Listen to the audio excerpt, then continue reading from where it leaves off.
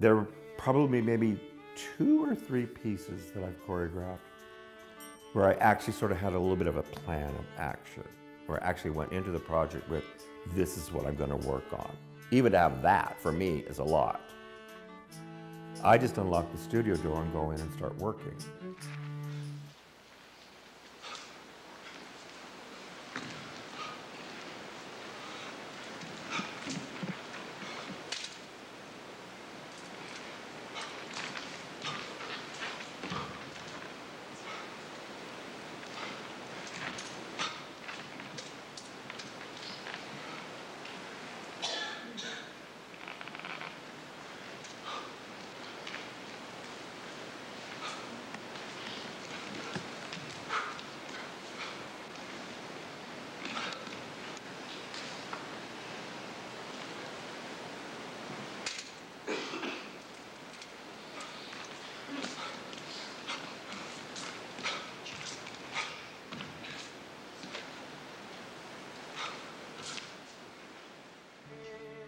So my name is Gregory Michael Christopher Bielemeier, and I'm 70 years old, and I've been dancing for about 51 years.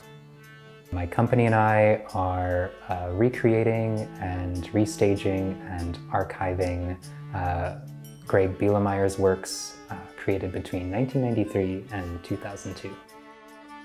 We were founded in 2018. We're predominantly a LGBTQ-based organization focused on LGBTQ identity and various projects revolving around that. Particularly interested in like history and how that relates to contemporary art and contemporary dance.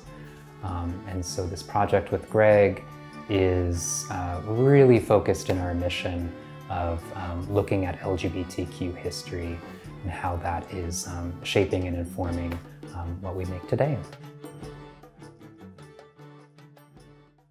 This whole project, it really kind of fell out of the sky a little bit more than a year and a half ago, probably. Shaun and I we sort of ended up at the same cafe. And I was just really happy because I was meeting some younger dancers. And because I don't know that many younger dancers at this point.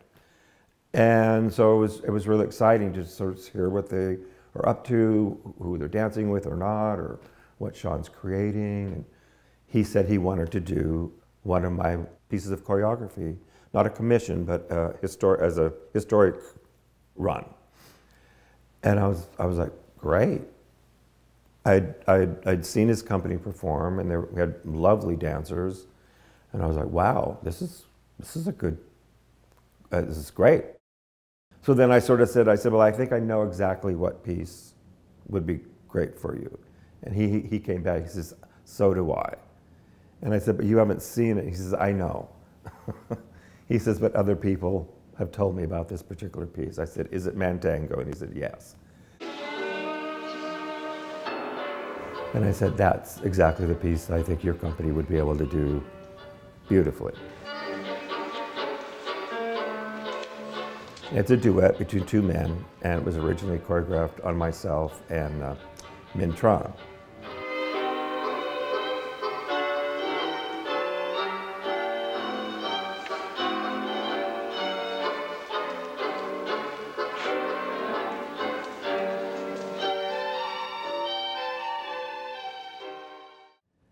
And so he says, but I'm still interested, but he says, I've never seen your work, I would love to see. Would you mind just, let's set up a situation where we can, I said, sure, no problem. And all my work is still on VHS, you know, old school, whole thing. And so we sat there for a whole afternoon. I thought we'd be there for an hour. Well, here, look at 5 minutes of it. I don't know, we looked at like 15 different pieces, and then he kept taking notes, and I said, you want to look at more? He said, yeah, I want to look at some more. I was like, okay, it was like, and then he says, no, I can't. He says, I can't do this. I have to do a whole, this is crazy. We have to do a whole program. So then it became the point of what would those pieces be, you know? And I pretty much left it up to Shaun to decide because I didn't know his dancers, so he could watch work, see some of the dancers he's worked with and go, oh yeah, I can relate. Oh yeah, I think that would work, you know. I'm in Suits, Sumata, and I'm learning the Odd Duck #1 solo, which has been really fun. I love Suits because it's so like quirky and just like the little things. There's also a moment where we do like the wrist, and we do it down here, and it's my favorite thing. I don't know why, but that is the moment that I'm ready for on stage the most. It's just the.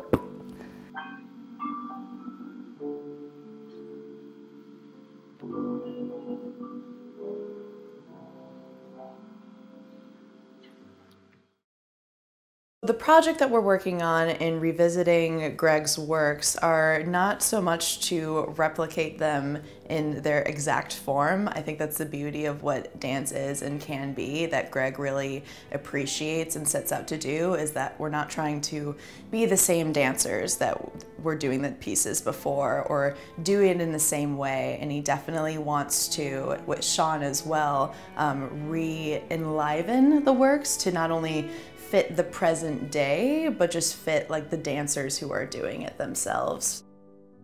He really allowed each of us to be ourselves, and the company, in fact, was really interested in that. It just never felt static. You know, there was always things being tweaked, and if one of us did something that at the time felt like a mistake, he would go, "Ooh, that was good, let's do that." I like to set up a mood, a feeling, an atmosphere, and then let the people in the audience wander around with it. There's never a story in mind. I never, you know, have he met her, conducted this, the swan drowned it, or whatever, you know. If there was to be a story, I would write one.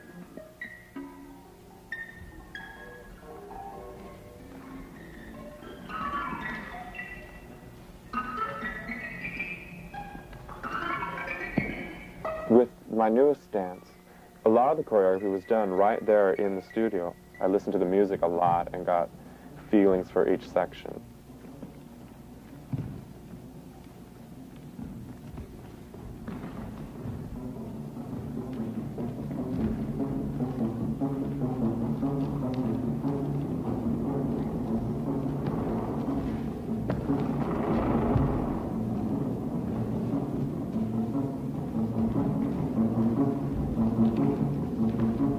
I didn't memorize any of the movements because all the dancers I'm working with are highly skilled at doing that. So the instant I put a movement on someone, I could forget it because I know that each one of those people is going to remember it.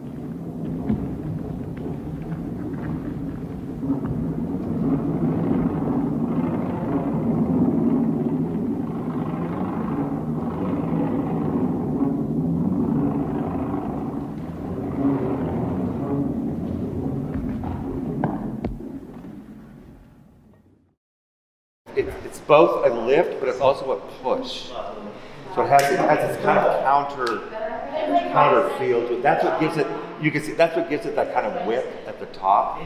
So you can think of that when you're doing this. Yeah. That was one of my excitements about the whole thing, was all these young dancers, these beautifully trained dancers, who are going to bring new life to the works. I don't expect it to be that life, because that life was created for those dancers. So yes, we're pulling the movement, and my goodness, they're brilliant at doing this. They're pulling it off video, which is really hard to do, I think. And they have been just lickety-split about it. I'm so impressed at how quickly they're able to see that, put it in their body, and then of course, then I'm helping shape it and mold it and make it, you know, but allowing the places for them to bring themselves into it. Because I'm telling them all along, please don't, the person that you are learning from on the video, please don't try to be that person. I loved when we had to put the line out for him because he wasn't allowed to cross it, because he wants to be in the space with us. And so we put the line there, and anytime he would cross it, Shaun would just be like, Greg, and he'd be like, oh, I know, and he wants to be in there like with us experiencing it. Oh my God, that's been the hardest thing. Because when I choreograph, I'm in there. No, oh, get over here. No, try over here. You know, that's been the hardest thing. Is just not to be able to actually be really in the space with the dancers. He's really animated, which is fun, and it helps bring in the qualities to the movement more, I would say too. And he's so funny. He has a lot of just jokes about all of it. He'll talk about how a work is so hard, and he's like, but I could make it harder. Don't let those turns come in too tight. Think of them a bit more volume on those. Yeah, it doesn't even necessarily mean they have to be in perfect unison. It's just I'm more after the quality and the texture of it than I am the unison part there. That's a real push and pull for me, which I actually quite like. So, and I always work with really smart dancers, and I can always rely on them.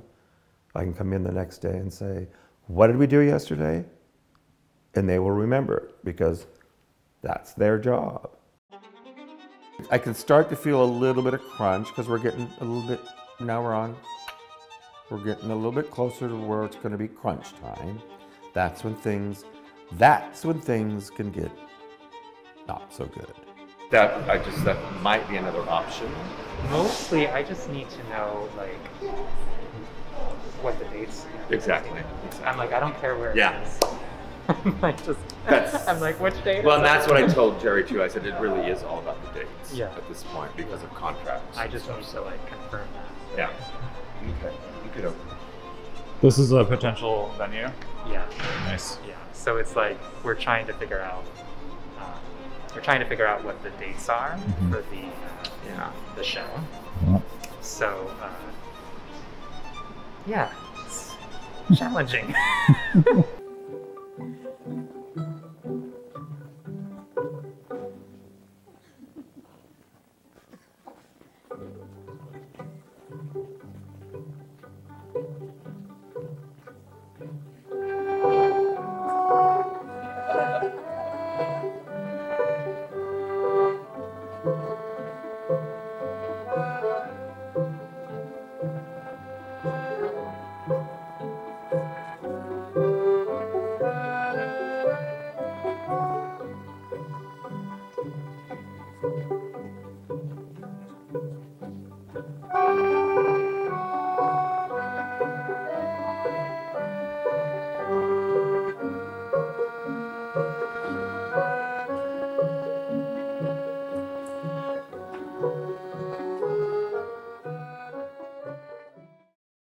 I think comedy is so hard to do with dance, especially modern dance, because everyone is so like, I have to tell a story, it has to be tragic.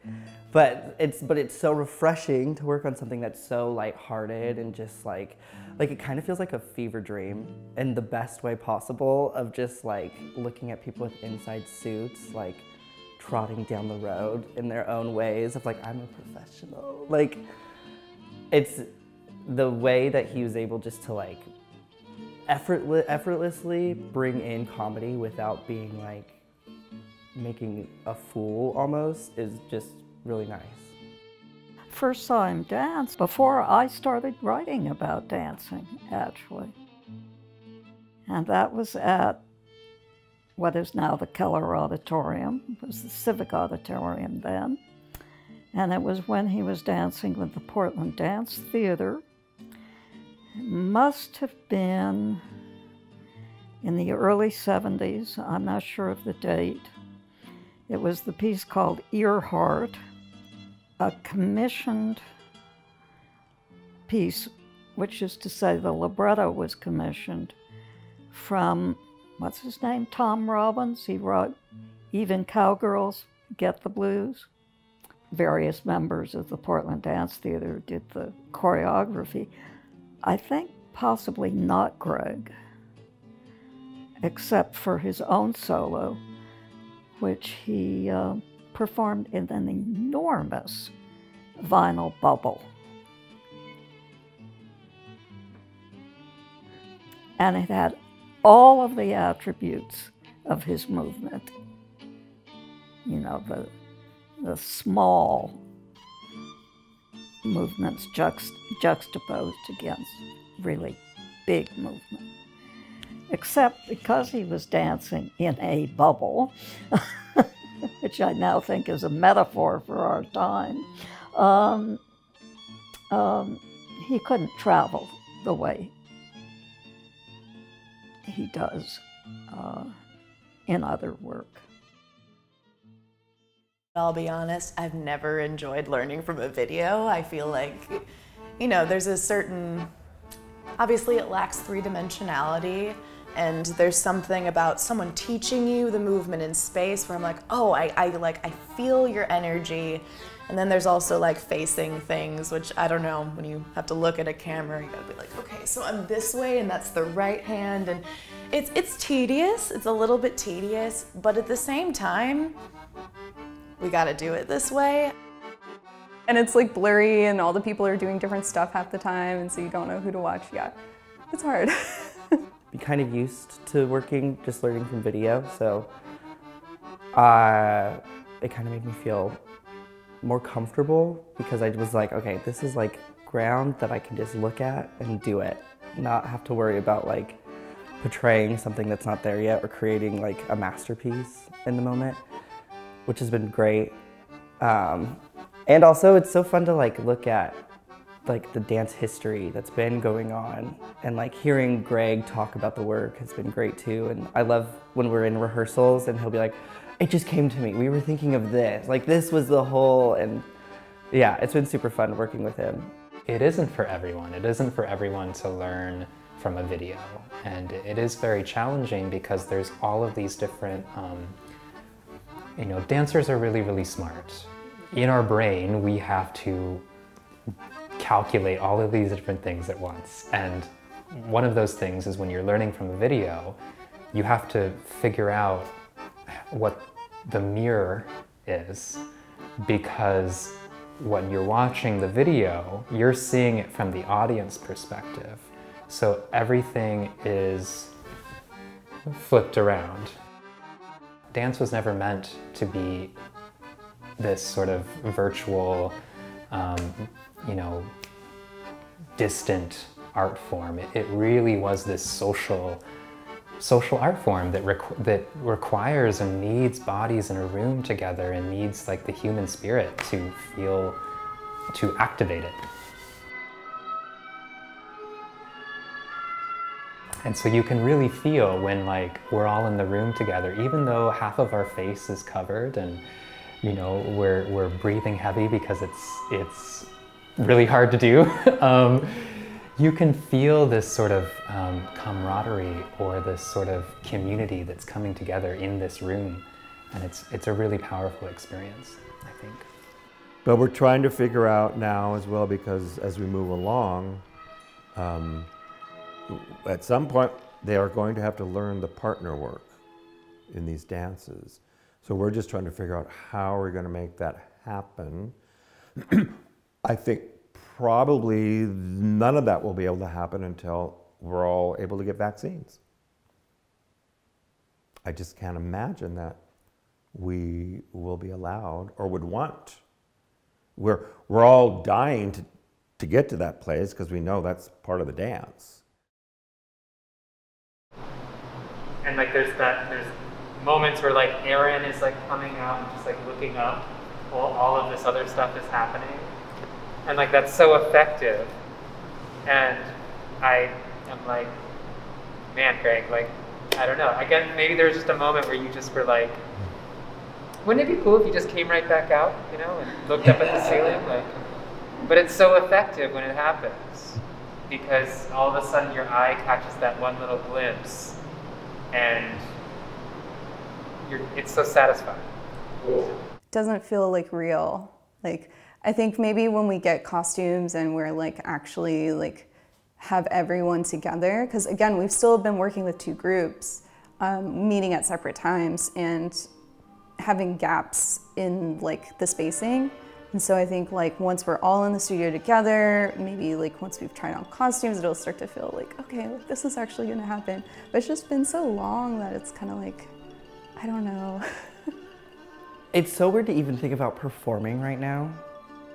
Because even like performing, I'm like, okay, we'll be in a parking lot and there'll be cars just like all spread, is like the current vision I have in my head. But I think with performing this piece, I think it'll be a really special piece to perform after all of this, because it is a piece that we started before everything happened. We talk about this all the time with the dancers. When we finally get to that point where we can take the mask off and dance like full out, like how easy it's going to feel. You know what I mean? Because for a year, we've been like constricting our breath and our ability. And, you know, and in a lot of ways, training ourselves, training our lung capacity and training our strength to do all of this. Yeah, no, I think it's going really well. I think Shaun and I have a good, I think we have a really good rapport. I think we have a really good professional rapport.